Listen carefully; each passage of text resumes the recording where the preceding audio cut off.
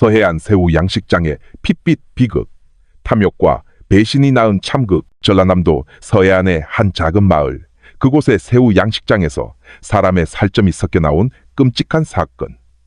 마침내 드러난 진실은 온 마을을 공포로 몰아넣었다. 마을 사람 모두가 존경하던 한 아버지가 어떻게 자신의 핏줄을 무참히 살해할 수 있었을까? 더 충격적인 것은 남편에게 충실해야 할 며느리가 그 범행의 공모자이자 배후 조종자였다는 사실이다.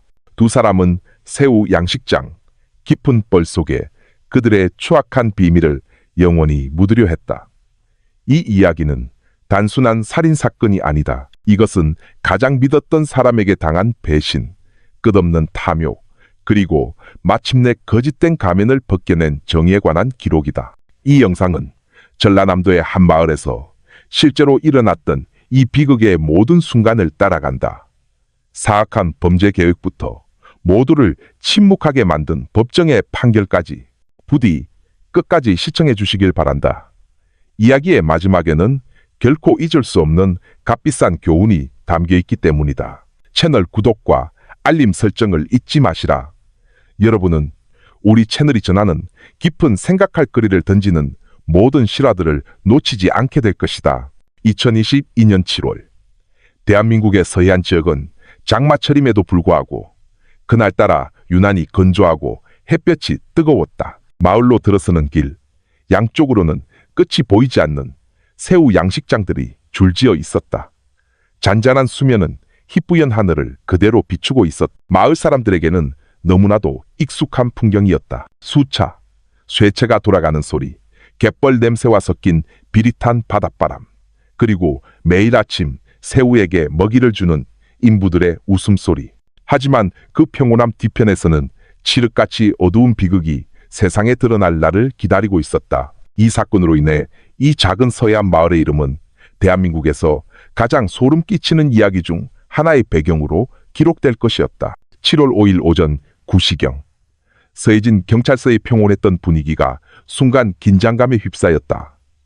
50대 중반의 한 남자가 들어섰다. 다부진 체격이었지만 얼굴에는 깊은 주름이 가득했다. 그는 이 지역에서 가장 큰 새우 양식장의 주인이자 수년간 서해진 새우 양식장의 제왕이라 불리며 마을 사람들의 존경을 한몸에 받던 김만석이었다. 그의 곁에는 박소희라는 이름의 젊은 여자가 서 있었다.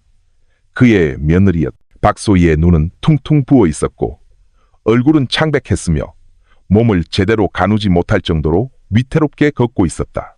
두 사람은 김만석의 외아들이자 박소희의 남편인 김민준이 이틀째 실종 상태라고 신고하러 온 것이었다. 무겁고 갈라진 목소리로 김만석은 아들 민준이 고집불통이었다고 말했다.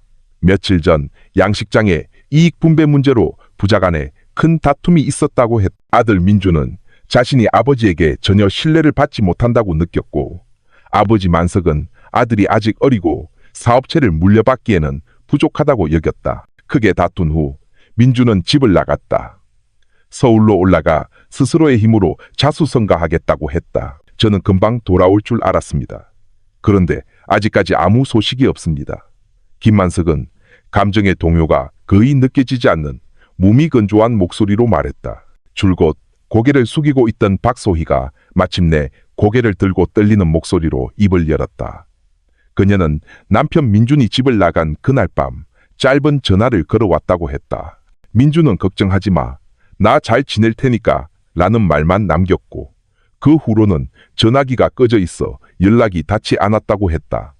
제가 몇 번이나 전화를 걸어봤어요. 하지만 계속 꺼져 있었어요. 그녀는 애써 참는 듯 보이면서도 끝내 울음을 터뜨렸다. 경찰은 일단 신고를 접수했다. 초기에는 이 사건을 범죄가 아닌 자의로 집을 나간 성인 가출 사건으로 처리했다. 경찰 기록에 따르면 시골의 젊은이들이 부모의 그늘에서 벗어나 자유를 찾아 도시로 떠나는 일은 비일비재했다. 하지만 어째서인지 사건을 접수한 박철민 경위는 무언가 석연치 않음을 느꼈다. 이후 참고인 조사를 받은 양식장 인부들도 모두 부자 간의 다툼이 잦았고, 민준이 도시에서 작은 가게를 열 계획이 있었다고 일관되게 진술했다. 모든 것이 합리적으로 들렸다. 하지만 이 평범해 보이는 이야기의 이면에는 마치 누군가 의도적으로 정리한 것처럼 지나치게 깔끔하고 정돈된 침묵이 존재했다. 경찰서 밖 햇살은 더욱 강렬해져 거울처럼 양식장 수면 위에서 부서지고 있었다. 마을 사람들은 그날 아침이 가족, 사랑, 그리고 인간의 탐욕에 대한 자신들의 믿음을 송두리째 흔들어 놓을 이야기의 시작이라는 것을 전혀 알지 못했다. 생계의 터전이었던 새우 양식장이 피비린내 나는 비극의 조용한 증인이 될 줄은 꿈에도 몰랐다. 정식으로 신고가 접수된 후 사건 파일은 즉시 도경, 징구로 이관되었다. 얼마 지나지 않아 사건은 20년 경력의 베테랑 수사관 박철민 경위의 손에 들어갔다. 동료들 사이에서 그는 무엇이든 쉽게 믿지 않는 꼼꼼한 성격으로 사건의 작은 허점도 놓치지 않는 인물로 알려져 있었다. 박철민 경위는 보고서를 꼼꼼히 읽어 내려갔다. 처음부터 무언가 그의 미간을 찌푸리게 했다.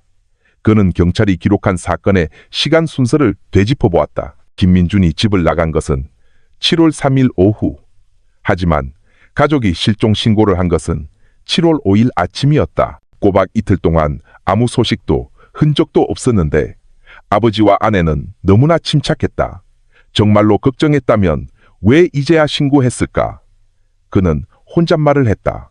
게다가 그의 마음을 더욱 불편하게 만드는 점이 또 있었다. 보고서에 따르면 며느리 박소희는 남편이 떠난 후 짧은 전화를 받았다고 주장했다. 하지만 정말로 화가 나서 집을 나간 젊은이라면 가족에게 단 한 통의 전화만 하고 사라지는 경우는 드물었. 이건 단순한 젊은이의 분노가 아니야. 그는 생각했다. 마치 모든 이야기를 마무리 짓는 것 같은 느낌이다. 확신을 위해 그는 기술팀에 민준의 휴대전화 발신 기록 조회를 지시했다. 불과 몇 시간 후 결과가 나왔다. 박소희가 주장한 그날 그녀의 번호로 걸려온 전화는 단 한 통도 없었다. 이 사실 하나만으로도 가족의 초기 진술은 완전히 무너졌다. 그날 밤 박경희는 사무실에 홀로 앉아 있었다. 그는 2년 전 민준과 소희의 결혼식 사진을 들여다보았다. 사진 속 두 사람의 미소는 희망으로 가득 차 있었다. 그가 아침에 보았던 눈물과 슬픔에 잠긴 얼굴과는 너무나도 달랐다. 무언가 숨겨져 있어. 그는 사건 파일을 천천히 다듬며 생각했다. 다음 날 박경희는 직접 현장으로 가기로 결심했다. 김만석의 새우 양식장은 거의 1만 평에 달하는 광대한 부지에 수십 개의 양식장이 두 구로 나뉘어 있었다. 멀리서 보니 부지 중앙에 하얀색의 큰 저택이 철조망에 둘러싸여 있었다. 겉보기에는 맨손으로 시작해 자수성가한 시골 남자의 성공을 상징하는 부유하고 평화로운 곳이었다. 하지만 집 안으로 들어서는 순간 박경희의 느낌은 달라졌다. 모든 것이 지나치게 깨끗하고 정돈되어 있었다. 다툼의 흔적은커녕 작은 혼란의 기미조차 보이지 않았다. 그가 조사한 민준의 방도 마찬가지였다. 침대는 완벽하게 정리되어 있었고 옷장에는 옷이 가득했다. 심지어 반쯤 타담한 담배꽁초마저 잿더리 안에 그대로 놓여 있었다. 만약 정말 화가 나서 집을 나갔다면 왜 방을 아무도 건드리지 않은 것처럼 내버려 뒀을까? 김 사장님, 박경희가 차분한 목소리로 물었다. 민준 씨가 떠난 후에 혹시 누가 이 방을 정리했습니까? 노인은 고개를 저었다. 아니요, 그대로 뒀습니다. 금방 돌아올 거라 생각해서 아무도 못 들어가게 했지요. 그 대답은 합리적으로 들렸지만 박경희에게는 오히려 너무 완벽하게 들렸다. 수사팀은 양식장에서 일하는 인부들과도 대화를 나눴다. 이상하게도 거의 모든 인부들이 똑같은 대답을 했다. 서울로 갔습니다. 양식장에는 아무 문제 없었습니다. 너무나도 똑같은 대답은 박경위의 의심을 더욱 키웠다. 그는 시골 인부들 대부분이 순박해서 세세한 부분을 숨기기 어렵다는 것을 알고 있었다. 만약 모두가 똑같이 반복해서 말한다면 그것은 그들이 그렇게 대답하도록 교육받았다는 의미였다. 단 한 사람, 이 양식장에서 수십 년간 일해온 최노인만이 달랐다. 단둘이 이야기를 나누게 되자 그는 안절부절 못하며 손을 떨었다. 한참을 침묵하던 그는 마침내 이렇게 속삭였다. 며칠 전부터 5번 양식장의 새우들이 좀 이상합니다. 경위님. 산소가 부족한 것처럼 자꾸 수면 위로 떠올라요. 물에서 나는 냄새도 평소와 다릅니다. 그리고 박소희 씨가 밤중에 혼자 그곳에 몰래 가는 걸 몇 번 봤습니다. 그 말에 박경희는 자세를 바로 했다. 그는 모든 세부 사항을 꼼꼼히 기록했다. 일반인에게 새우가 수면 위로 떠오르는 것은 단순히 수질 악화의 신호일 뿐이다. 하지만 노련한 수사관에게 그것은 양식장 바닥에 무언가 숨겨져 있음을 의미할 수도 있었다. 해질녘 박경희는 5번 양식장 둑에 서 있었다. 건조한 바람이 부드럽게 불어왔고 수면은 잔잔하게 일렁였다. 평소처럼 고요해 보였다. 하지만 박경희에게 그 고요함은 의심스러웠다. 그는 하루의 마지막 빛을 받아 반짝이는 수면 깊은 곳을 들여다보며 마음속으로 중얼거렸다. 만약 여기에 비밀이 있다면 시간이 그것을 드러낼 것이다. 그날 밤 그는 마을회관에 마련된 임시지휘본부로 돌아왔다. 그의 앞에는 양식장 전체 지도가 펼쳐져 있었다. 그는 붉은 펜으로 5번 양식장에 동그라미를 쳤다.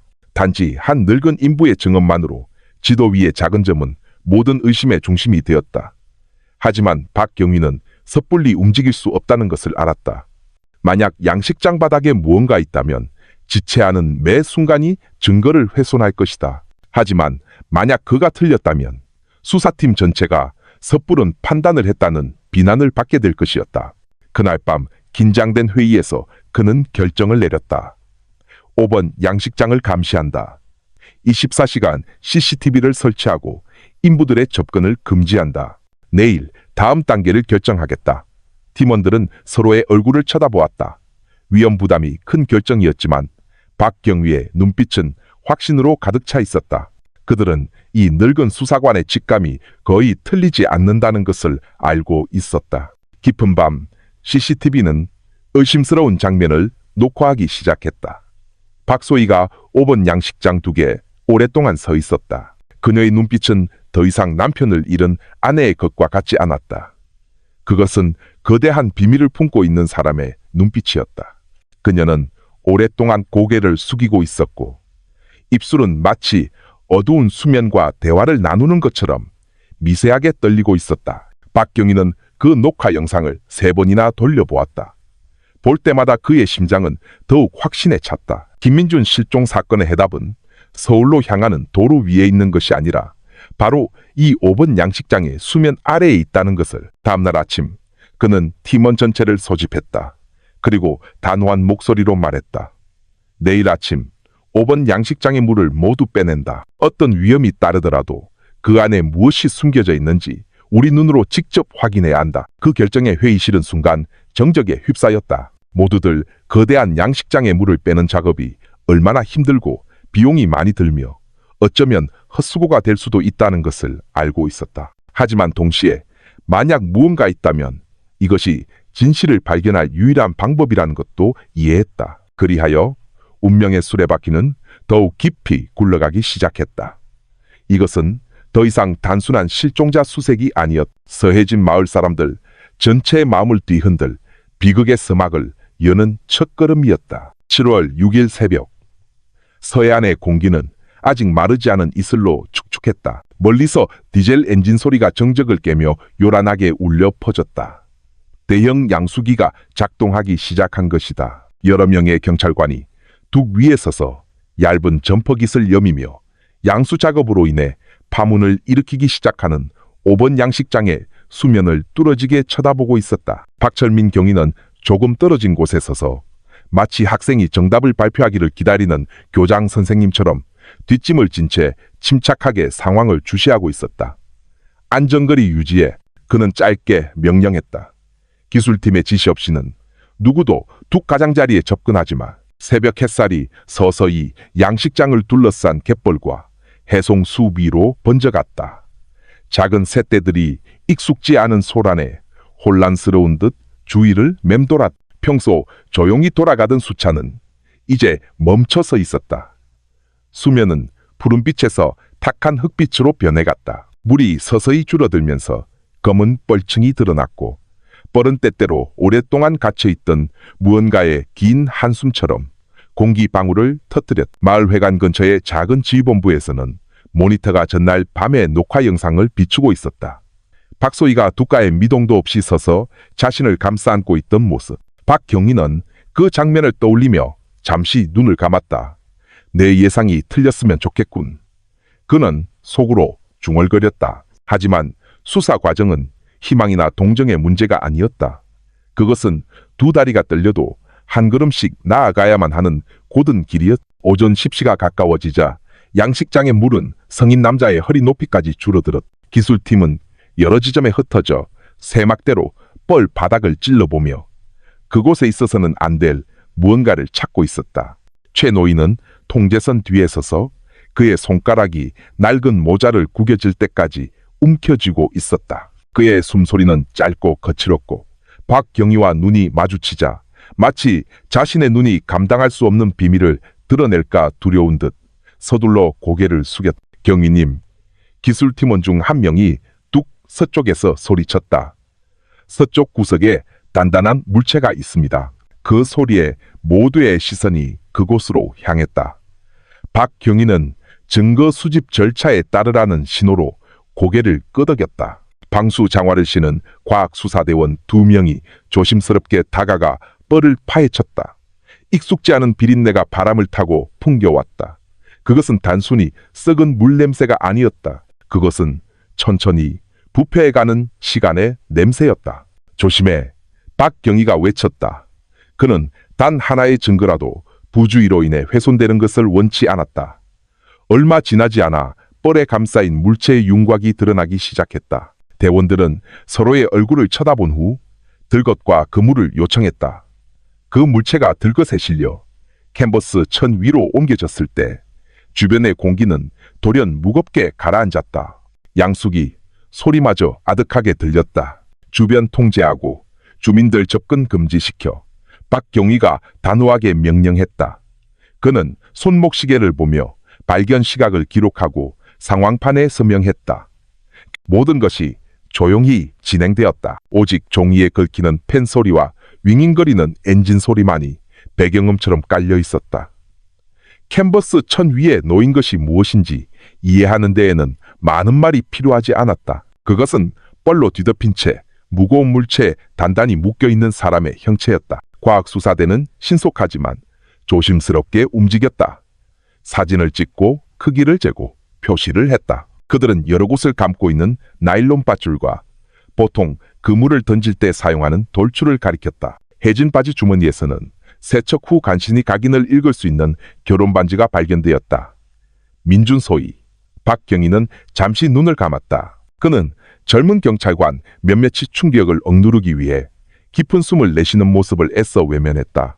그는 인간이 자신의 한계를 깨닫게 하는 증거들을 너무나 많이 봐왔다. 하지만 매번 그의 심장은 흔들렸다. 부서진 것은 단지 육체뿐만이 아니었다. 그것은 가족과 신 앞에서 했던 약속이었다. 이 반지, 민준 씨 겁니다. 그들의 결혼식에 갔었던 팀원 중 한 명이 속삭였다. 박경희는 가만히 고개를 끄덕였다.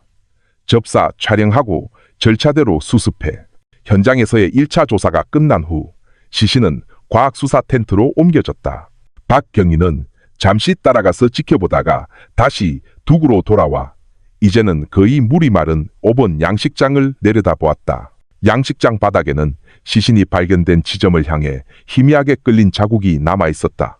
마치 무언가가 부드러운 뻘 위로 끌려간 듯한 흔적이었다. 그 자국은 군데군데 깊게 파여 있었는데 마치 두 사람이 함께 만든 것처럼 보였다.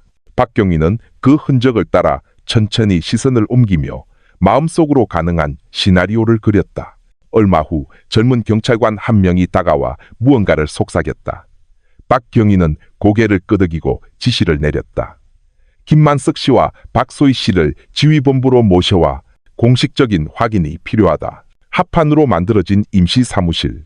스탠드 선풍기가 힘없이 돌아가는 그곳에 박소희가 플라스틱 의자에 앉아 있었다.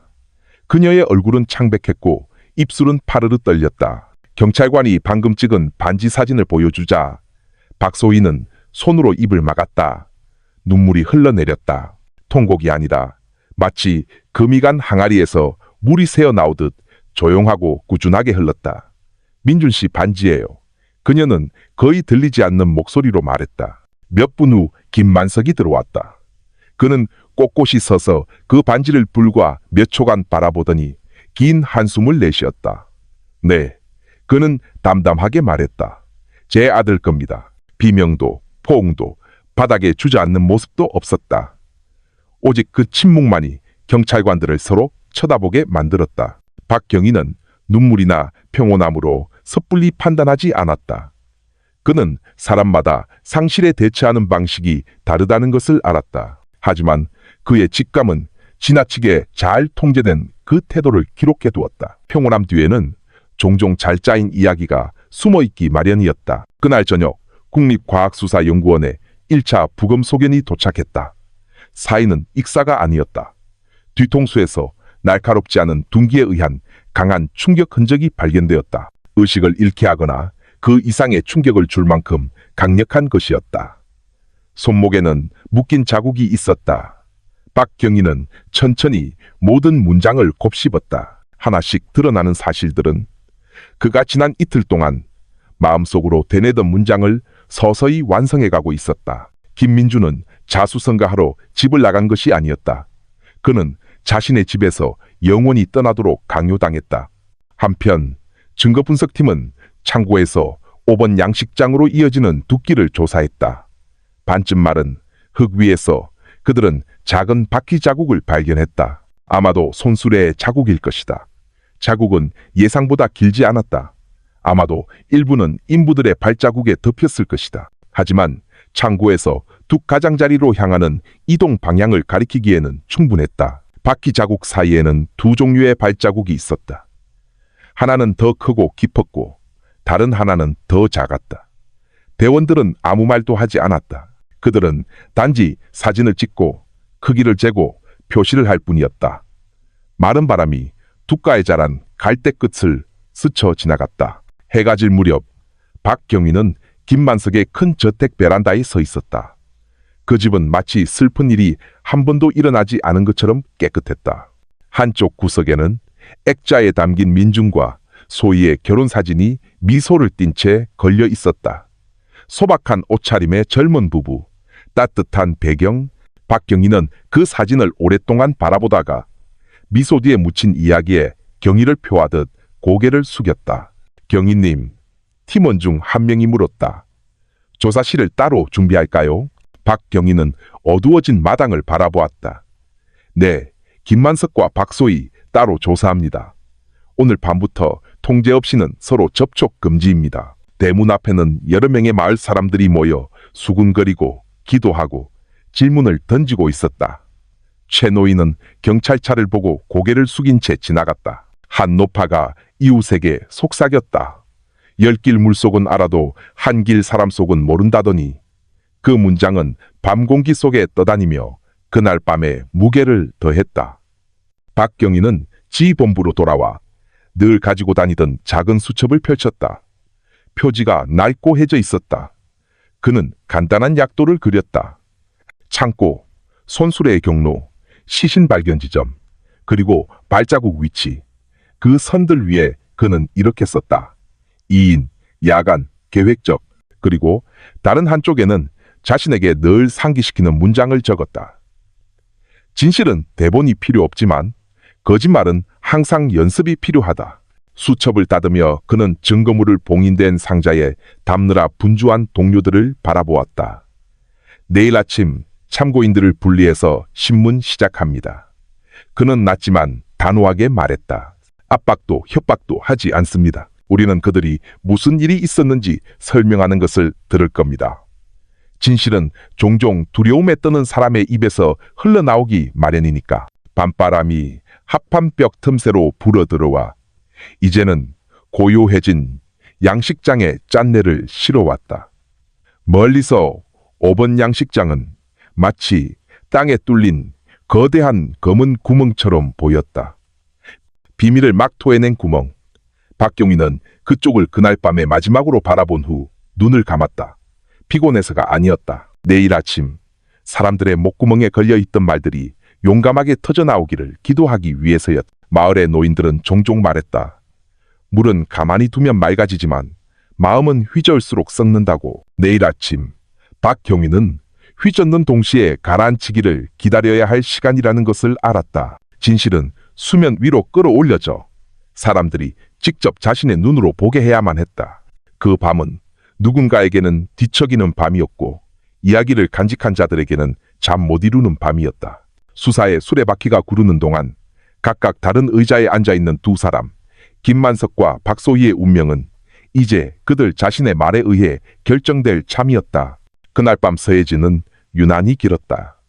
수사본부의 형광등, 불빛이 합판 벽 위로 창백하게 쏟아졌다. 밖에서는 귀뚜라미 소리와 양식장 쪽에서 불어오는 바람 소리만이 들려왔지만 실내의 공기는 숨 쉴 때마다 무거운 책임감이 느껴질 정도로 빽빽했다. 수많은 증거들을 수집한 후 박철민 경위는 더 이상 미룰 수 없는 결정을 내렸다. 김만석과 박소희는 분리신문을 받아야 했다. 박소희는 플라스틱 의자에 앉아 있었다. 그녀의 몸은 축 늘어져 있었고 길고 검은 머리는 헝클어져 있었다. 눈은 퉁퉁 붓고 얼굴은 창백했다. 그녀의 앞에는 박경희와 여경 한 명이 조용히 앉아 있었다. 고함 소리는 없었다. 오직 인내심 가득한 시선만이 존재했다. 박경희는 차분한 목소리로 시작했다.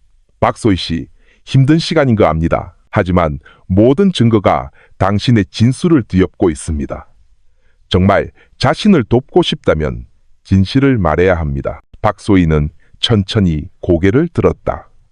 입술이 떨렸지만 아무 말도 나오지 않았다.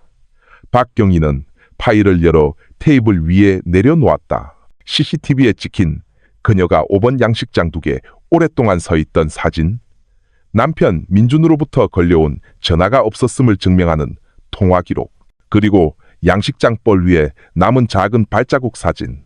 박소희는 그 사진들을 오랫동안 응시하더니 소리 없이 눈물을 흘리기 시작했다. 여경이 다가가 그녀를 부드럽게 위로했다. 무언가 당신을 압박하고 있다면 말하세요. 진실을 늦게라도 인정하는 것이 평생 거짓 속에 갇혀 사는 것보다 낫습니다. 박소희의 눈물은 봇물처럼 터져나왔다. 그녀는 가슴을 움켜쥐었다. 그녀의 목소리는 거의 들리지 않을 정도로 희미했다. 제가 말하면 살 수 있나요? 박경희는 공허한 약속을 하지 않았다. 그는 단지 이렇게 말했다. 법에는 가명이라는 제도가 있습니다. 하지만 그건 진실을 말할 용기가 있는 사람에게만 해당됩니다. 그 문장은 공기 중에 떠다니며 그녀 마음속의 방어벽을 서서히 무너뜨렸다. 하지만 박소희는 여전히 버티고 있었다. 손바닥으로 입을 막은 채 단 한마디라도 내뱉으면 모든 비밀이 무너져 내릴까 두려워했다. 옆 조사실의 김만석은 꼿꼿이 앉아 팔짱을 낀 채였다. 그의 눈빛은 날카롭고 자신감에 차 있었다. 마치 피의자가 아니라 손님을 맞는 집주인 같았다. 젊은 형사가 차분하게 물었다. 김 사장님, 부검 결과 민준 씨는 익사한 것이 아니라고 합니다. 뒤통수에 심한 충격 흔적이 있었습니다. 혹시 이 점에 대해 아시는 바가 있습니까? 김만석은 코웃음을 쳤다. 내가 그걸 어떻게 알겠소? 내 아들이요.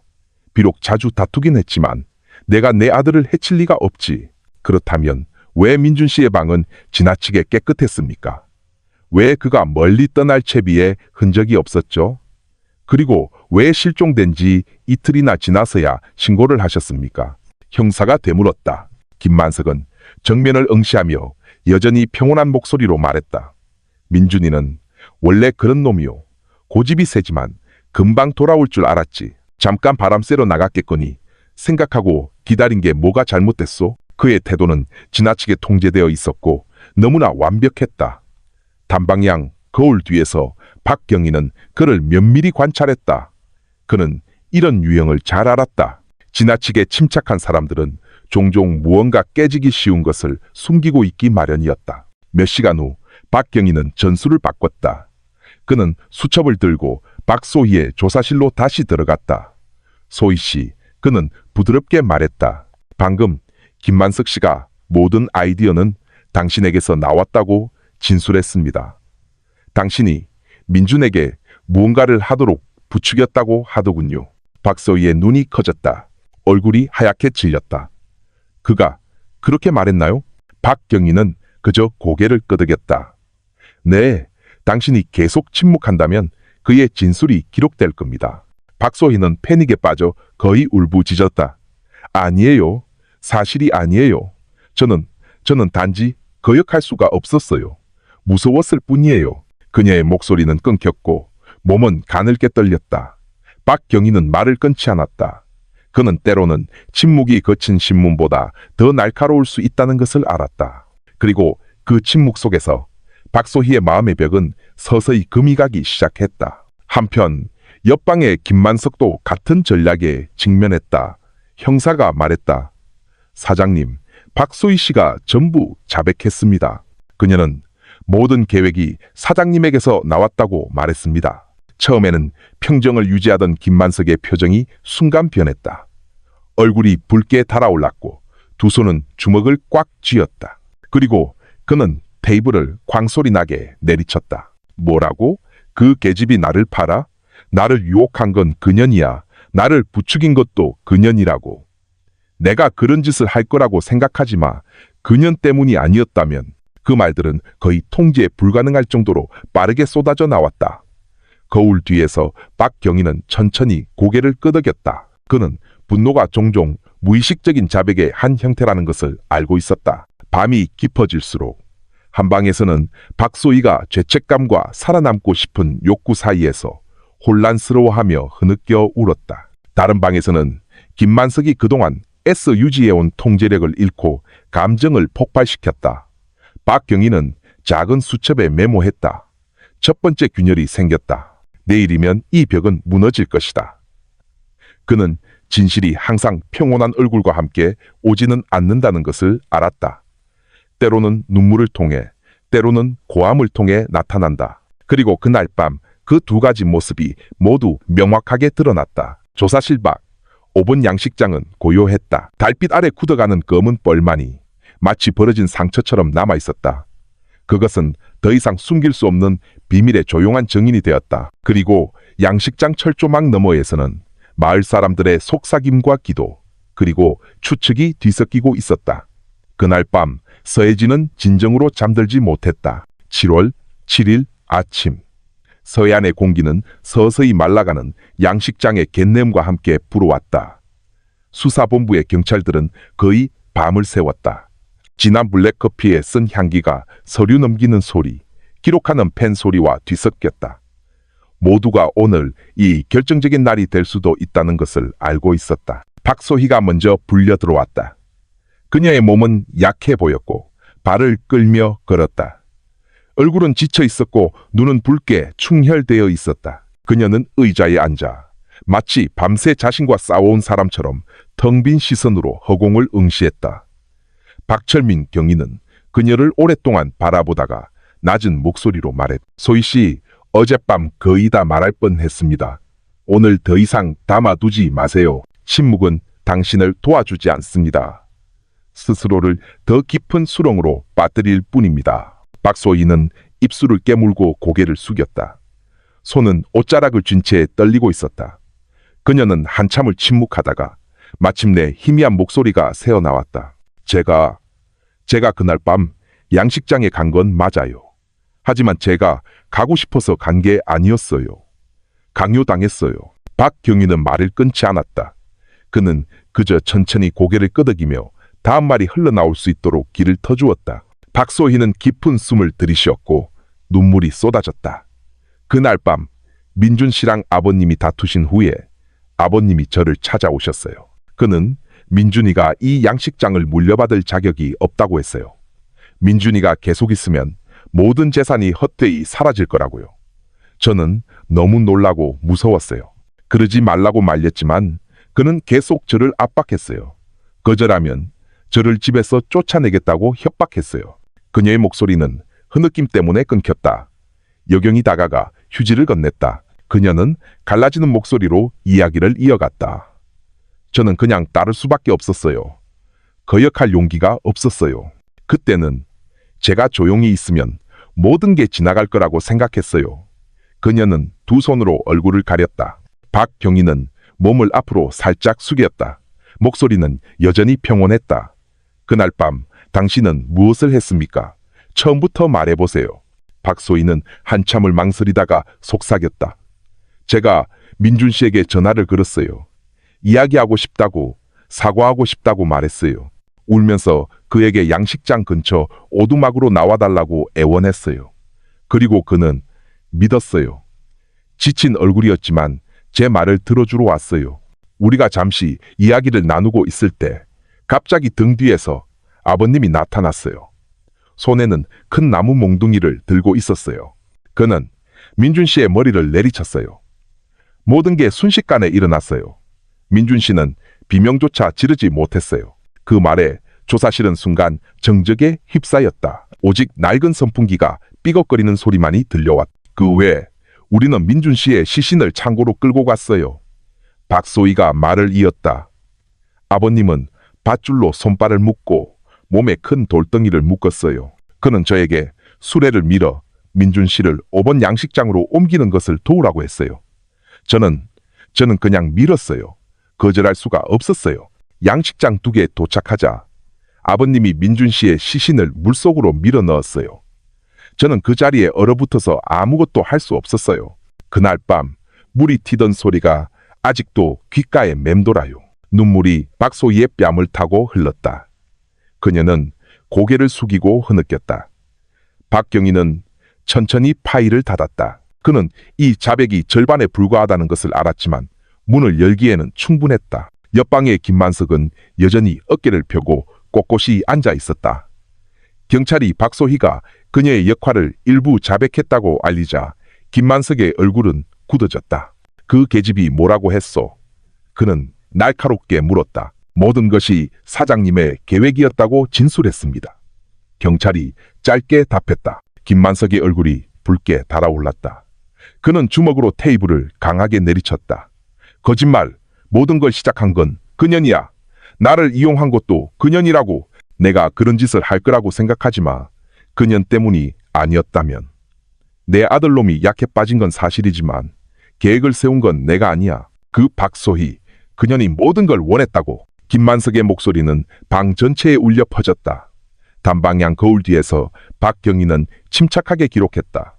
분노는 자백의 허점이다. 한편 밖에서는 마을 사람들이 모여들기 시작했다. 소문은 꼬리에 꼬리를 물고 퍼져나갔다. 5번 양식장은 철저히 통제되었고 속삭임의 중심이 되었다. 정말 거기서 민준이를 찾았대? 한 여자가 물었다. 아버지가 어떻게 아들을 그럴 수가 있어? 다른 사람이 답했다. 그 목소리들은 수사본부 안에 모든 사람들의 귀에 스며들어 분위기를 더욱 압박했다. 정오 무렵 박경희는 수사팀을 소집했다. 테이블 위에는 CCTV 기록 사진, 수레바퀴 자국, 뻘 속의 발자국, 민준의 머리에 난 상처, 그리고 김만석과 박소희의 상반되기 시작한 진술서가 놓여 있었다. 이 퍼즐 조각들이 그가 말했다. 이제 명확해지고 있습니다. 김민준은 서울에 간 적이 없습니다. 그는 그날 밤 5번 양식장에서 가장 가까운 사람의 손에 의해 생을 마감했습니다. 모두가 침묵했다. 박경희는 단호하게 수첩을 닫았다. 오늘 밤 그들이 모든 것을 자백할 때까지 압박할 겁니다. 우리는 벽에 금이 간 것을 보았습니다.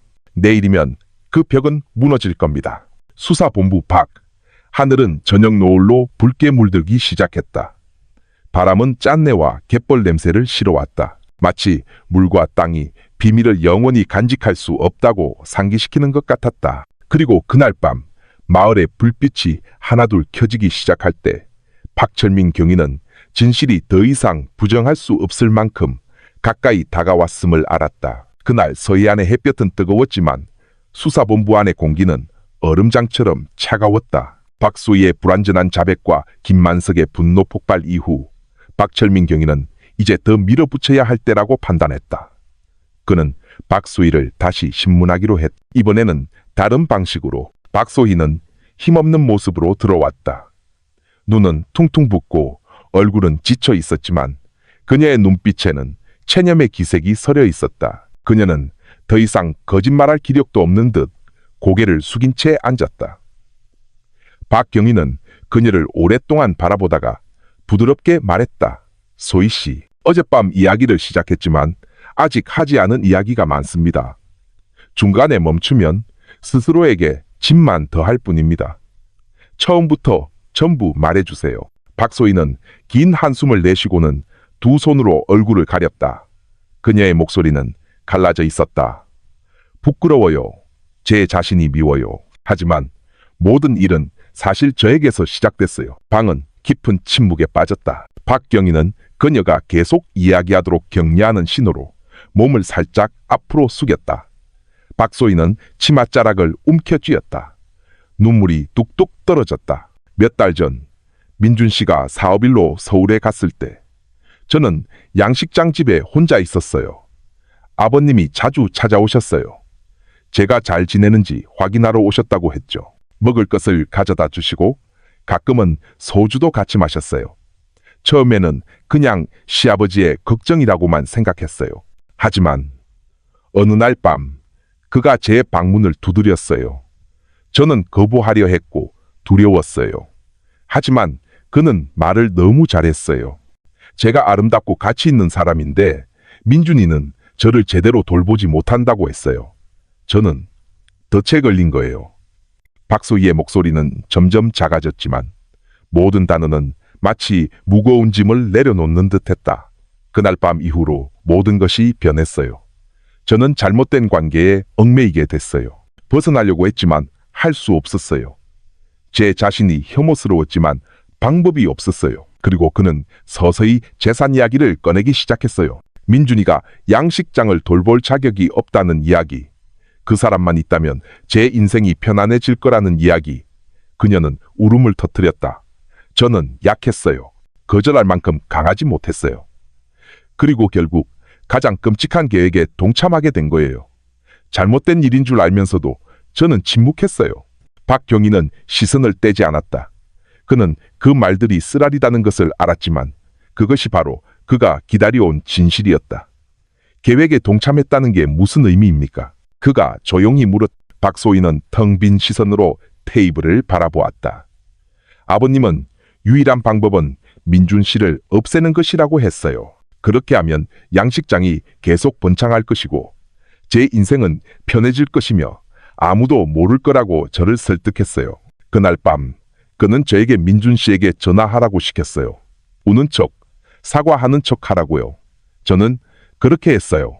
제가 나빴어요. 민준 씨는 저를 믿었기 때문에 왔어요. 그는 여전히 저를 믿고 있었어요. 흐느낌이 방 안에 울려 퍼졌다. 여경이 그녀의 어깨를 가볍게 두드렸지만 박소희는 죄책감에 잠겨 있었다. 저는 아버님이 민준 씨를 등 뒤에서 내리치는 것을 제 눈으로 봤어요.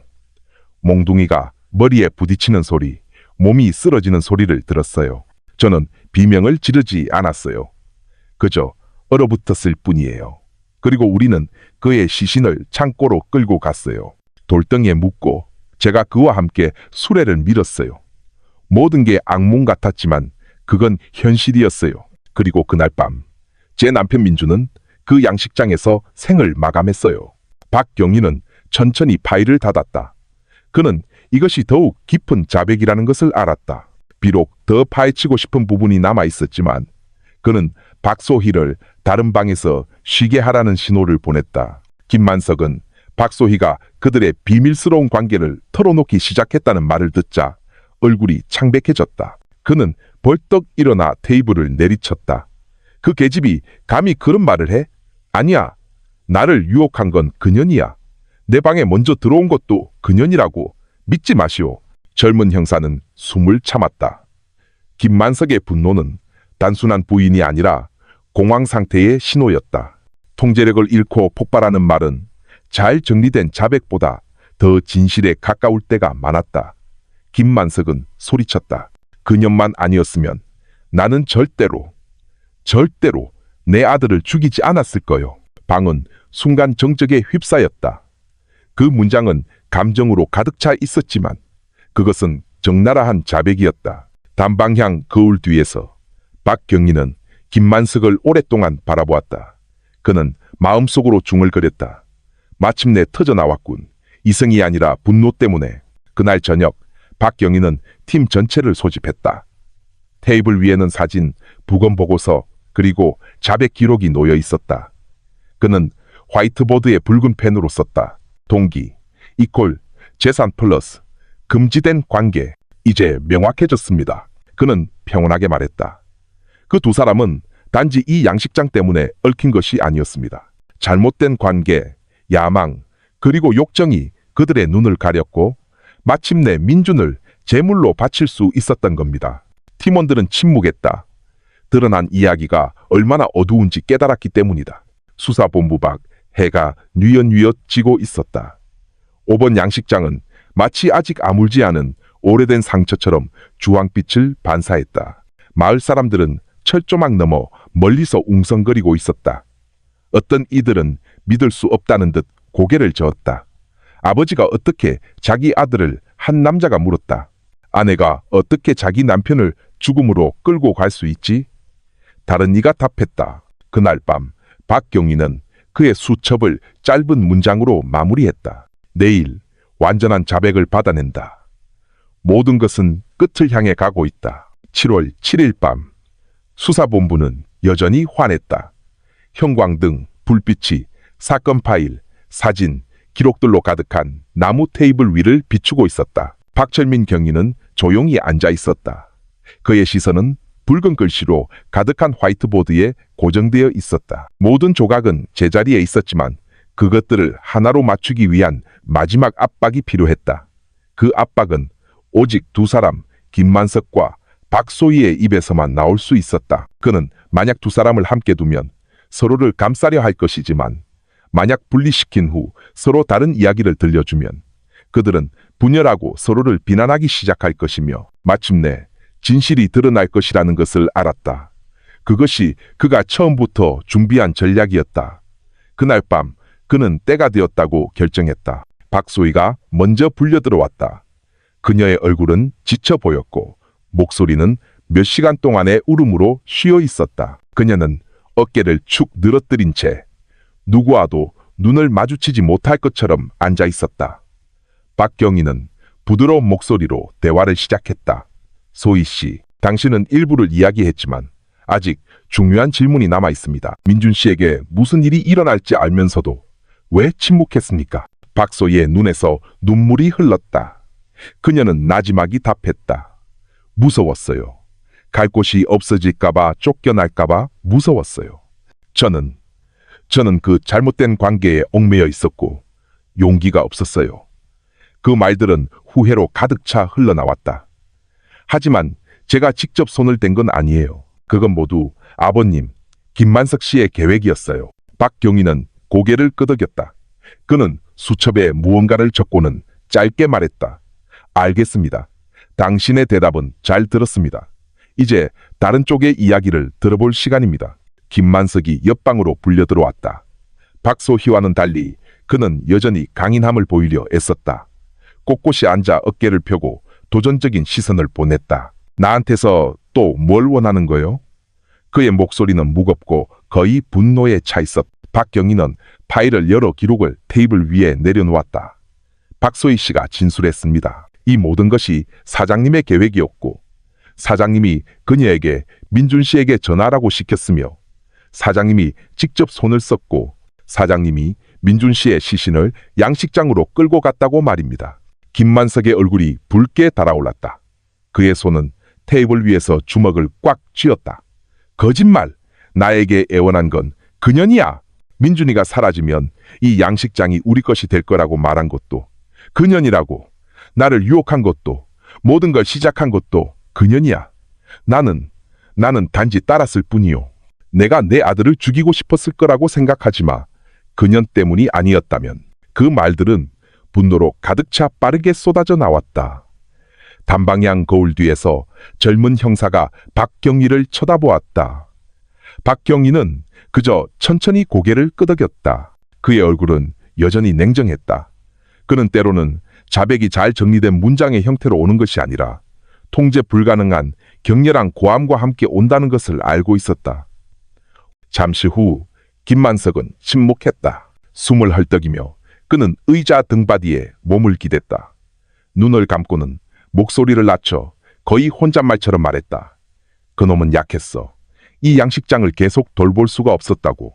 내가 평생 읽고온 모든 것이 그놈 손에서 무너지는 걸 보고 싶지 않았어. 하지만 내가 이렇게까지 멀리 올 줄은 몰랐어. 옆방의 박소희는 김만석이 자신을 주범으로 몰았다는 말을 들었다.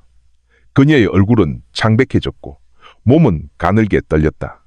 그가 저를 탓했다고요? 그녀는 떨리는 목소리로 물었다.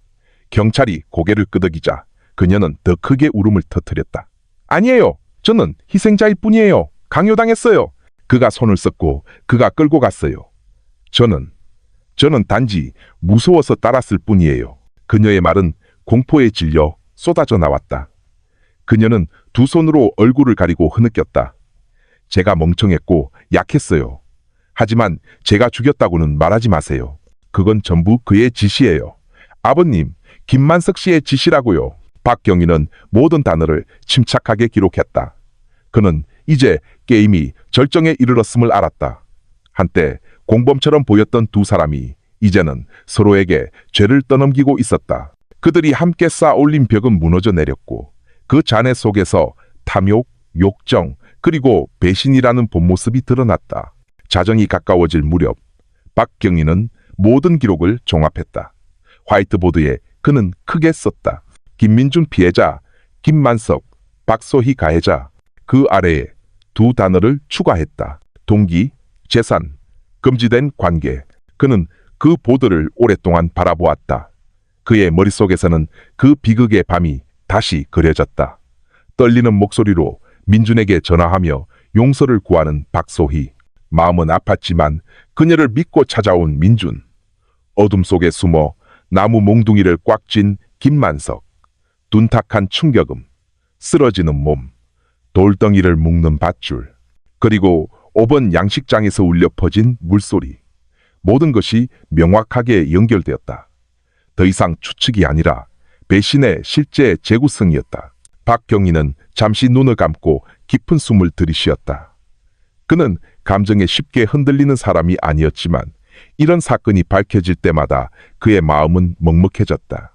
아버지가 아들을 죽이고 아내가 남편을 죽음으로 내몰다니 이보다 더 어두운 일은 없었다. 수사본부 박. 밤은 고요했다. 오직 양식장의 물이 스로로 천천히 흘러가는 소리만이 들려왔다. 하지만 많은 사람들의 마음속에서는 속삭임이 이미 퍼져나가고 있었다. 서해진 새우 양식장의 제왕이 아들을 잃었을 뿐만 아니라 인간성마저 잃었다고. 상냥해 보였던 젊은 여자가 남편을 직접 묻을 만큼 잔인한 마음을 품고 있었다고. 박경희는 단호하게 수첩을 닫았다. 그는 내일 아침이 두 사람을 상급 수사기관으로 송치하기 위해 공식 보고서를 작성해야 할 시간이라는 것을 알았다. 하지만 그날 밤 그는 짐이 조금 가벼워졌다고 느꼈다. 균열은 붕괴가 되었고 마침내 진실은 그들 자신의 입에서 비록 눈물과 고함을 통해서였지만 터져나왔다. 그날 밤 시계가 자정을 넘었을 때 박경희는 수사본부 베란다에 서 있었다. 바람은 양식장의 짠내와 갯벌 냄새를 섞어 실어왔다. 그는 지금은 칠흑같이 어두운 5번 양식장을 바라보았다. 물은 시신을 가릴 수 있을지 몰라도 그는 중얼거렸다. 진실은 영원히 가릴 수 없다. 조만간 진실은 항상 수면 위로 떠오르는 법이다. 그리고 수사본부 문 뒤편. 한때 같은 테이블에 앉았던 두 사람은 이제 벽으로 가로막혀 있었다. 더 이상 비밀이 아니라 서로에게 던진 비난으로 얽매인 채 7월 8일 아침 서해안의 하늘은 얇은 구름으로 덮여 있었고 공기는 아직 풀리지 않은 비밀을 품은 듯 습했다. 수사본부의 경찰들은 긴 하루를 준비했다. 박철민 경위는 다음 단계를 진행하기로 결정했다. 김만석과 박소희의 대질신문이었다. 지난 이틀 동안 그들은 각기 다른 방에서 서로를 비난했다. 이제는 그들이 마주 앉았을 때 어떤 반응을 보일지 확인할 시간이었다. 대질신문실은 단출했다. 긴 나무 테이블 하나, 서로 마주보는 의자 2개, 그리고 테이블 위에서 빛을 발하는 형광등 하나. 하얀 빛은 그들의 얼굴에 쏟아져 모든 주름, 입술의 모든 움직임, 모든 시선을 드러냈다. 김만석이 먼저 앉았다. 그의 어깨는 여전히 꼿꼿했지만 눈에는 피로가 역력했다. 곧이어 박소희가 들어왔다. 그녀는 고개를 숙인 채 천천히 걸었다. 마치 한때 시아버지라 불렀던 남자와 눈을 마주치고 싶지 않은 듯했다. 박경희는 단호하지만 절제된 목소리로 시작했다. 오늘 두 사람은 같은 방에 앉아 있습니다. 더 이상 비밀은 없습니다. 서로의 말을 듣고 반박할 수 있습니다. 당신들이 숨겨왔던 것은 드러날 것입니다. 증거는 충분하기 때문입니다. 하지만 저는 당신들의 입에서 직접 듣고 싶습니다. 박소희가 고개를 들었다. 눈에는 눈물이 그렁그렁했다. 아버님이 제가 주범이라고 했어요. 사실이 아니에요. 저는 희생자일 뿐이에요. 강요당했어요. 김만석이 즉시 테이블을 내리쳤. 그의 목소리는 분노로 가득 차 무거웠다. 거짓말! 나를 유혹한 건 너야! 민준이가 자격이 없다고, 이 양식장이 우리 것이 되어야 한다고 말한 것도 너라고. 여기서 피해자인 척하지 마. 그들의 목소리는 좁은 방 안에서 부딪혔. 다른 경찰관들은 모든 말을 기록했고 박경희는 여전히 미동도 없이 앉아 감정의 불꽃이 거짓의 벽을 불태우도록 내버려 두었다. 아버님만 아니었다면 박소희가 울음을 터뜨렸다. 저는 그날 밤 절대로 전화하지 않았을 거예요. 수레를 미는 것도 밧줄을 묶는 것도 돕지 않았을 거예요. 그건 전부 아버님의 생각이었어요. 저는 단지 쫓겨날까봐 두려워했던 약한 여자일 뿐이라고요. 김만석은 몸을 앞으로 숙이며 비웃는 목소리로 말했다. 약한 여자? 넌 그걸 즐겼어. 그 금지된 관계에 기꺼이 참여했지. 경찰 앞에서 피해자 연기하지 마. 네가 무슨 짓을 했는지, 그리고 그 계획에 동참했는지 너 자신도 잘 알고 있잖아. 방은 그들이 서로에게 던지는 비난으로 시끄러웠다. 모든 문장은 한때 그들 사이에 존재했던 관계를 베어내는 칼날 같았다. 박경희가 소란을 멈추기 위해 테이블을 한번 쳤다. 그의 목소리는 차가웠다. 됐습니다. 이제 제가 당신들이 부인할 수 없는 증거를 다시 읽어주겠습니다. 그는 그날 밤 박소희가 양식장 둑에 있던 CCTV 기록 사진, 텅 빈 통화 기록, 수레바퀴 자국과 크기가 다른 발자국 사진, 그리고 민준의 머리에 난 상처에 대한 부검 보고서를 집어들었다. 이 모든 것이 박경희는 사실들을 가리켰다. 사실을 말해주고 있습니다. 민준은 박소희의 전화에 유인당했고 김만석에게 등 뒤에서 가격당했습니다. 그리고 그의 시신은 수레에 실려 5번 양식장으로 옮겨졌습니다. 박소희는 수레를 미는 것을 도왔고 밧줄과 돌덩이가 묶였습니다.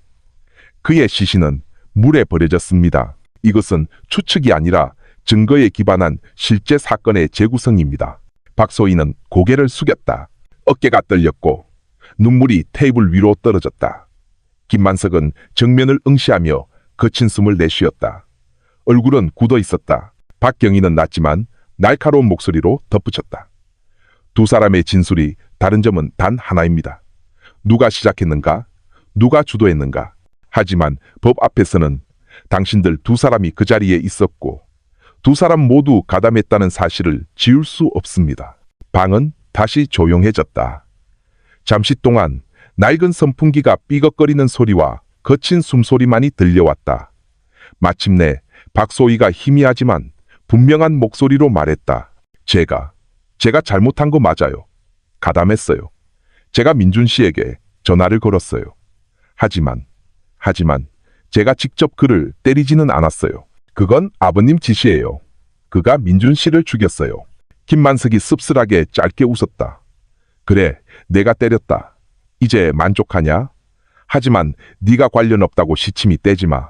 네가 없었다면 내가 이렇게까지 오지도 않았어. 그 말들은 마침내 절벽에서 굴러떨어진 거대한 바위 같았다. 방 안의 모든 사람들은 완전한 자백이 이루어졌음을 알았다. 더 이상 숨을 곳은 없었다.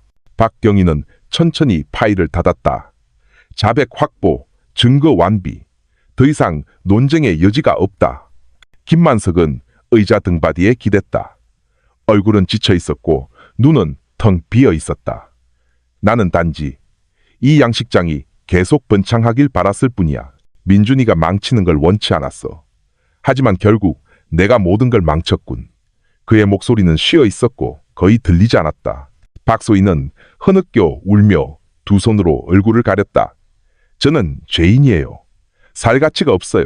박경희는 그들 두 사람을 날카롭지만 냉소적인 시선으로 바라보았다. 재산은 나눌 수 있고 명예는 지킬 수 있습니다. 하지만 당신들이 이 길을 선택한 순간 파멸 외에는 아무것도 남지 않았습니다. 그리고 오늘 당신들은 당신들의 선택의 결과를 거두고 있는 겁니다. 방 밖에서 기다리던 마을 사람들은 창문을 통해 안을 들여다보려 애썼다. 서해진 새우 양식장의 제왕이 마침내 아들을 죽였다고 자백했다. 며느리가 남편을 물속 무덤으로 이끌었다는 소문이 빠르게 퍼져나갔다. 충격, 실망, 그리고 공포가 뒤섞였다. 해가 뉘엿뉘엿질 무렵 조사가 끝났다. 하늘은 붉게 변해 고요한 양식장 수면 위로 반사되었다.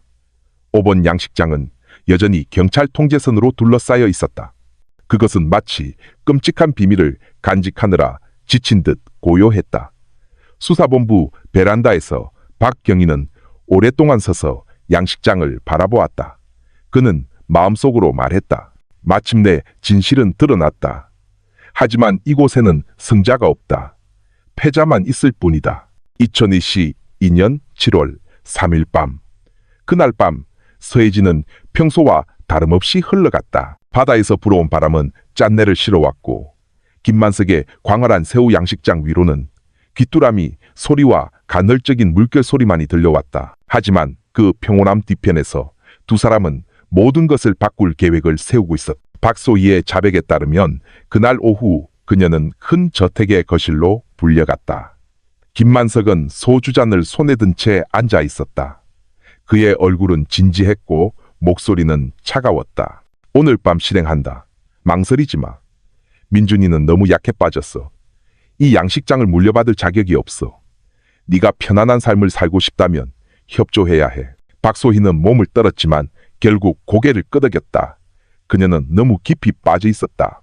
김만석과의 관계는 더 이상 비밀이 아니라 족쇄였다. 두려움과 욕망이 뒤섞여 그녀를 거역할 수 없게 만들었다. 계획은 단순하지만 잔혹했다. 박소희가 민준에게 전화를 걸어 이전에 다툰 것에 대해 사과하고 싶은 척한다. 그녀는 민준을 5번 양식장 근처의 작은 오두막으로 불러낼 것이다.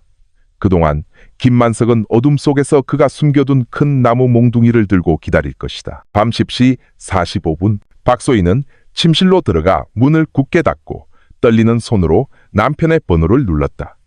그녀는 목소리를 최대한 진심으로 꾸미려 애썼다. 민준 씨, 미안해요. 더 이상 당신이랑 싸우고 싶지 않아요. 양식장가에 있는 오두막으로 잠깐 나와줄 수 있어요? 이야기하고 싶어요. 우리 둘이서만. 수화기 너머의 민준은 처음에는 망설였지만 사랑과 신뢰가 그의 마음을 녹였다. 알았어. 거기서 기다려. 곧 갈게. 그것이 그가 아내에게 한 마지막 말이었다. 밤 11시경.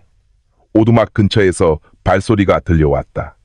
오두막 안에 작은 석유 등불 빛이 박소희의 눈물 젖은 얼굴을 비추고 있었다. 그녀는 치마 끝을 쥔 채 앉아 있었고 눈은 붉게 충혈되어 있었다. 오빠, 내가 잘못했어. 오빠를 잃고 싶지 않아. 민준은 그녀 옆에 앉았다. 그의 마음은 여전히 화가 나 있었지만 아내가 우는 모습을 보니 마음이 약해졌다. 됐어. 내일 얘기하자. 오늘은 그만 쉬어. 그가 나지막이 말했다. 그는 불과 몇 초 후에 모든 것이 끝날 것이라고는 전혀 알지 못했다. 민준이 일어나려고 몸을 돌리는 순간 오두막 뒤편에서 거대한 그림자가 움직였다. 다부진 체격의 김만석이 나무 몽둥이를 높이 쳐들고 민준의 머리를 온 힘을 다해 내리쳤다. 퍽! 둔탁한 충격음이 밤의 정적을 깼다. 민준은 비틀거리다 앞으로 쓰러졌다. 뒤통수에서 흘러나온 피가 오두막의 흙바닥을 적셨다. 긴 비명은 없었다. 그의 몸이 굳어지기 전 마지막 거친 숨소리만이 들려왔다. 박소희는 비명을 참으려 두 손으로 입을 막았다. 눈은 커졌고 몸은 가늘게 떨렸다. 하지만 김만석은 차가운 얼굴로 미동도 없이 서 있었다. 빨리 와서 도와.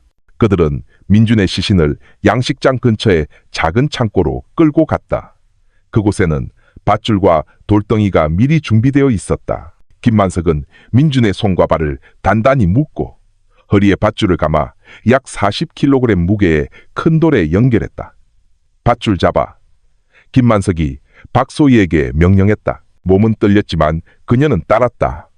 손은 굳어 있었지만 그녀는 밧줄 끝을 당겨 민준의 몸이 움직이지 않도록 도왔다. 그 후 그들은 민준의 시신을 3바퀴가 달린 작은 손수레에 실었다. 바퀴는 젖은 흙 위에서 삐걱거리는 소리를 내며 자국을 남겼. 김만석이 수레를 밀었고 박소희는 뒤따랐다. 그날 밤 오직 삐걱거리는 수레바퀴 소리와 그들 두 사람의 거친 숨소리만이 들려왔다. 5번 양식장 둑에 도착했을 때 그들은 멈췄다. 수면은 반달의 빛을 반사하며 반짝였다. 김만석은 긴 한숨을 내쉬고는 차갑게 말했다. 이제 때가 됐. 그들은 조심스럽게 민준의 시신을 가장자리로 밀었고 큰 충격과 함께 시신은 물속으로 굴러떨어졌다. 첨벙 물보라가 높이 솟았다가 다시 고요해졌다. 돌덩이가 시신을 뻘이 가득한 양식장 바닥으로 끌어내렸다.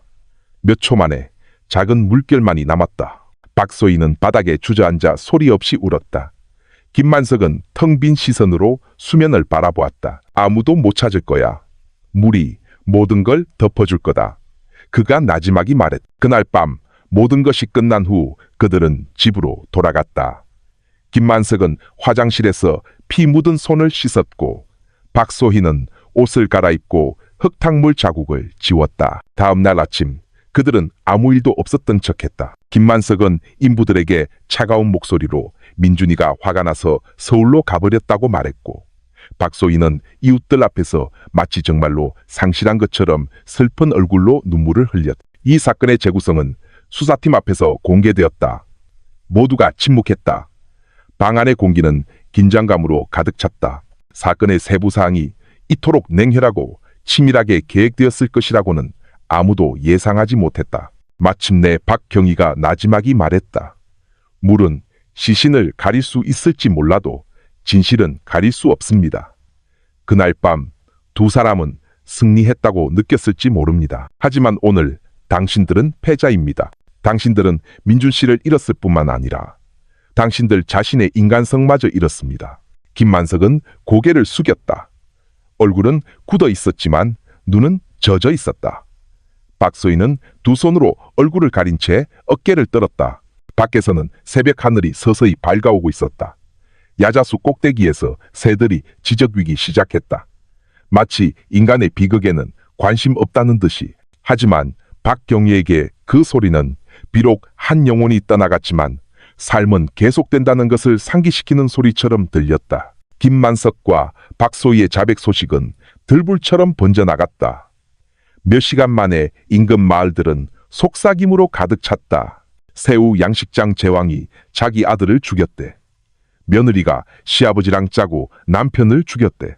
이 문장들은 동네, 다방, 시장, 심지어 양식장으로 향하는 작은 길 위에서도 오르내렸다.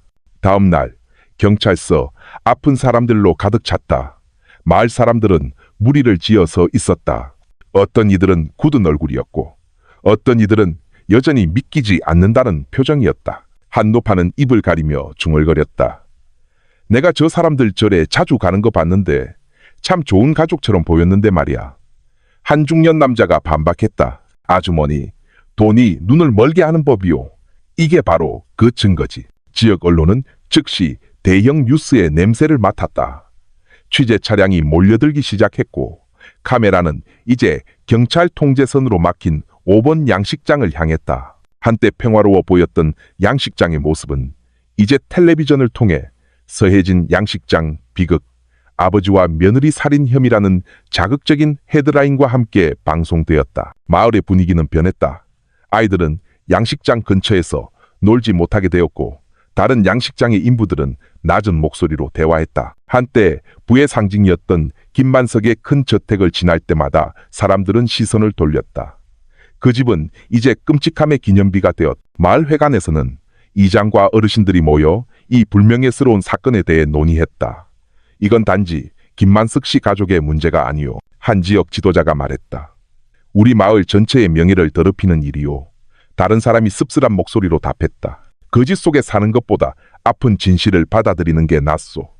이 사건을 계기로 이곳에서도 법이 살아있다는 것을 똑똑히 보여줘야 하오. 경찰서에서는 박철민 경위에 전화가 쉴 새 없이 울렸다. 도경의 상급자들은 사건 진행 상황을 물었고 서울에서 온 기자들은 인터뷰를 요청했으며 심지어 인권단체에서도 투명한 수사를 압박했다. 압박은 사방에서 밀려왔지만 박경희는 평정을 유지했다.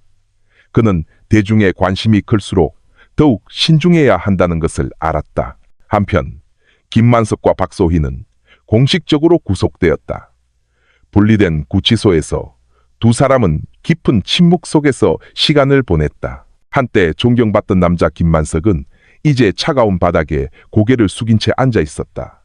그는 거의 말을 하지 않았고 가끔 물을 달라고 할 뿐이었. 반면 박소희는 정반대였다. 그녀는 밤마다 울었고 그녀의 울음소리는 복도까지 들려와 교도관 몇몇을 고개 젓게 만들었다. 어느 날 오후 박경희는 김만석을 다시 찾아갔다. 그는 블랙커피 2잔을 들고 구치소로 들어가 노인에게 한 잔을 건넸다. 김 사장님, 그가 조용히 말했다. 예전에는 사람들이 사장님을 존경했습니다. 하지만 이제 모든 것이 변했습니다. 후회한 적은 없으십니까? 김만석은 커피를 오랫동안 바라보다가 한숨을 쉬었다. 매 순간 후회하오. 하지만 후회한다고 민준이가 돌아오는 건 아니지. 내가 평생 쌓아온 모든 것이 무너졌소. 그놈 때문이 아니라 나 자신 때문에. 그의 목소리는 무거웠지만 진심 어린 떨림이 묻어 있었다. 박경희는 그를 깊이 바라보았다. 그렇다면 지금 사장님이 할 수 있는 유일한 일은 끝까지 진실을 말하는 것입니다. 사람들이 알게 하고 후세가 배우게 해서 이런 잘못을 반복하지 않도록 해야 합니다. 다른 한편 박소희는 여경에게 다시 조사를 받았다. 그녀는 법정에 서는 것이 두렵고 사회의 비난을 받는 것이 두렵다고 고백했다. 사람들의 눈초리를 상상할 수가 없어요. 그녀는 얼굴을 가리며 말했다. 여경은 부드럽게 답했다. 자기 자신을 먼저 두려워하세요, 소희 씨. 만약 당신이 용감하게 인정할 수 있다면 그것이 아마도 속죄의 시작이 될 겁니다. 하루하루가 지나면서 이 사건은 전국적인 관심을 받았다. 신문들은 김만석의 거대한 새우 양식장 사업, 그의 부, 그리고 이제 그의 몰락에 대한 심층 보도를 내놓았다. 소셜미디어의 네티즌 의견은 분노로 가득 찼다. 어떻게 아버지가 돈 때문에 자기 아들을 죽일 수 있나? 이것이 바로 탐욕의 추악한 민낯이다. 하지만 동정의 목소리도 있었다. 특히 피해자인 민준에 대해서. 사람들은 그를 말수가 적고 조용했지만 항상 친절했던 청년으로 기억했다. 양식장의 일부 인부들은 민준이 필요 없을 때도 종종 내려와 그들의 일을 도왔다고 말했다. 그는 거만한 사장님이 아니었어요. 오히려 아주 친절했죠. 한 인부가 슬픈 눈으로 말했다. 사건의 정점은 수백 명의 마을 사람들이 마을 사찰에서 추모제를 열었을 때였다. 그들은 민준을 위해 기도하고 그의 영혼이 극락왕생하기를 빌었다. 기도가 끝난 후 한 스님이 법문을 했다. 이것은 큰 교훈입니다. 우리의 마음이 재물과 욕정에 지배당하도록 내버려 두지 마십시오. 그러면 우리는 모든 것을 이룰 수 있습니다. 심지어 자신의 자식까지도요. 그 말에 많은 사람들이 고개를 숙이고 오랫동안 침묵했다. 한편 5번 양식장 주변의 경찰 통제선은 여전히 남아 있었다. 양식장의 물은 평온해 보였지만 지나가는 모든 사람들은 그곳에서 서늘한 기운을 느꼈다. 저기는 무덤이야. 한 아이가 친구에게 속삭였다. 더 이상 그곳에서 새우를 키우려는 사람은 없었다. 그 장소는 마치 자연마저도 손대기를 거부하는 것처럼 황폐하게 버려졌다. 박철민 경위는 밤에 혼자 수사본부에 앉아 여전히 테이블 위에 펼쳐진 양식장 지도를 바라보았다. 그는 자신의 일이 아직 끝나지 않았음을 알았다. 재판이 곧 시작될 것이고 그곳에서 모든 시선이 집중될 것이다. 진실은 드러났다. 그는 마음속으로 생각했다. 하지만 정의는 이제 막 시작되었을 뿐이다. 김만석과 박소희가 구속된 지 몇 주 후 서해진의 분위기는 더욱 뜨거워졌다. 그 작은 마을은 마치 잠들지 않는 것처럼 매일 새로운 소식으로 떠들썩했다. 이제 대화의 주제는 곧 지방법원에서 열릴 재판으로 옮겨갔다. 검찰은 수사를 종결하고 사건을 기소했다. 피해자란에는 김민준의 이름이, 피고인란에는 김만석과 박소희의 이름이 명확히 기록되었다. 혐의는 무거웠다. 계획적 살인, 공동정범, 그리고 존속살해. 최고 형량은 사형이었다. 검찰청에서 부장검사인 이정우는 거의 0페이지에 달하는 사건 기록을 응시했다. 이건 단순한 형사사건이 아니야. 그가 팀에게 말했다. 이건 윤리에 관한 사건이다. 피고인이 사회적으로 명망 있는 인물이라 할지라도 법은 여전히 바로 선다는 것을 보여줘야 해. 한편 피고인 측도 전략을 세우기 시작했다. 김만석의 변호사는 그의 의뢰인이 극심한 스트레스 상태에 있었으며 심신미약 상태에서 우발적으로 범행을 저질렀다고 주장하며 허점을 찾으려 했다. 반면 박소희의 변호사는 다른 접근법을 취했다. 그는 의뢰인이 시아버지에게 조종당한 피해자이며 가담하도록 강요받았고 저항할 수 없는 상태였다고 강조했다. 재판 준비는 가족에게도 영향을 미쳤다. 다른 마을에 살던 민준의 외조 부모가 도착했다. 그들의 얼굴은 슬픔으로 가득했다. 그의 어머니는 막내 아들이 그토록 잔인하게 죽었다는 것을 믿지 못하며 거의 매일 울었다. 그의 아버지는 겉으로는 강해 보였지만 종종 절마루에 오랫동안 멍하니 앉아 먼 곳을 바라보았다. 모든 것은 법에 맡기겠습니다. 그가 기자들에게 나지막이 말했다. 하지만 이 마음의 상처는 결코 아물지 않을 겁니다. 마을에서는 여론이 양분되었다.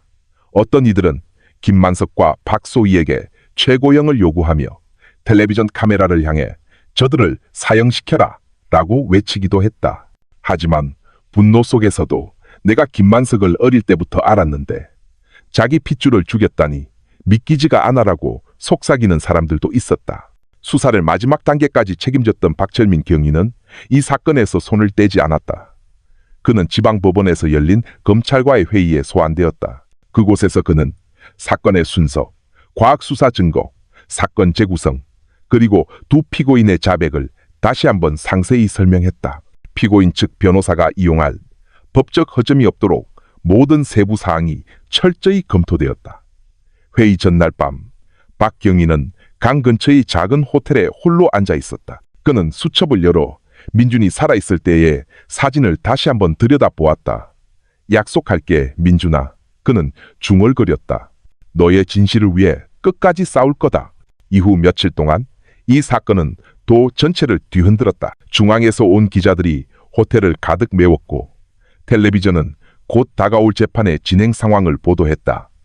이 사건은 서해진의 경계를 넘어섰다. 이제 온 나라가 그 결과를 기다리고 있었다. 구치소에서 김만석은 더욱 말이 없어졌다. 그의 머리는 하얗게 새었고 눈은 퀭했다. 그는 여러 번 식사를 거부했다. 그는 교도관에게 나는 모든 것을 받아들일 준비가 됐소. 내 인생은 끝났어 라고만 말했다. 하지만 박소희는 달랐다. 그녀는 안절부절 못하며 자주 울었고 때로는 사건이 일어난 밤을 떠올리며 미친 듯이 비명을 질러 교도소 의사가 진정제를 투여해야만 했다. 검찰은 핵심 증인들을 법정에 세우기로 결정했다. 그날 밤 손수레가 끌려가는 것을 본 인부 민준의 머리에 난 상처를 확인한 법의학 전문가, 그리고 사건 발생 후 오랫동안 양식장 근처에 서 있던 박소희를 보여주는 CCTV 영상.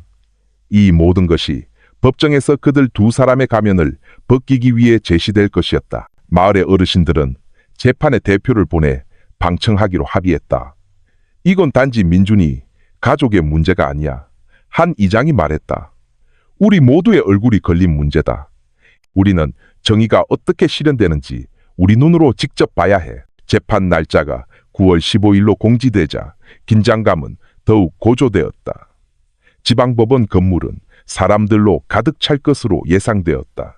경찰은 많은 인파가 몰릴 것에 대비해 특별 경비를 준비했다. 재판 전날 밤 민준을 위한 추도식이 마을 사찰에서 다시 열렸다. 분위기는 슬픔으로 가득 찼고 고인의 이름이 불리자 많은 사람들이 울었다. 주지 스님은 말했다. 민준군은 너무 일찍 떠났습니다. 하지만 그의 고통을 통해 우리가 배우기를 바랍니다. 욕정이 우리의 마음을 지배하게 내버려 두지 마십시오. 이제는 텅 비어버린 김만석의 큰 저택. 나무문은 썩기 시작했고 벽의 페인트는 벗겨졌으며 마당에는 잡초가 무성했다. 마을 사람들에게 그 집은 탐욕이 부른 파멸의 상징, 저주받은 집이 되었다. 재판 당일 박경희는 5번 양식장을 다시 한번 바라보았다. 양식장의 물은 이제 맑았지만 그에게는 여전히 민준의 그림자로 흐릿하게 보였다. 내일이면 그는 마음속으로 말했다. 이 진실이 법정에서 선포될 것이다. 이제 말하는 사람은 내가 아니라 법이다. 2022년 9월 15일 지방법원의 분위기는 이른 아침부터 긴장감이 감돌았다. 법원 주변은 수백 명의 마을 사람들, 기자들, 그리고 경비 인력으로 가득 찼다. 경찰은 인파가 몰리는 것을 막기 위해 철제 펜스를 설치하는 등 삼엄한 경비를 폈다. 텔레비전 카메라가 줄지어 서 있었고 기자들의 마이크는 공간을 차지하기 위해 경쟁했다. 모든 시선은 중요한 순간을 기다리고 있었다. 서해진 양식장 비극의 첫 공판. 오전 9시 정각 법정문이 열렸다. 50대의 재판장인 이현우 부장판사가 검은 법복을 입고 들어섰다. 법정은 순간 정적에 휩싸였다. 땅땅땅 법봉 소리가 울려 퍼졌다. 재판을 시작하겠습니다. 김만석과 박소희가 들어왔다. 그들의 손에는 수갑이 채워져 있었고 얼굴은 창백했다. 김만석은 고개를 숙인 채 눈은 퀭했고 박소희는 몸을 떨며 이따금씩 익숙한 얼굴을 찾는 듯 좌우를 두리번거렸다. 방청석에는 민준의 가족이 나란히 앉아 있었다. 그의 어머니는 조용히 울고 있었고 아버지는 아무 말 없이 정면을 응시했다. 이정훈 검사가 일어나 공소 사실을 낭독했다.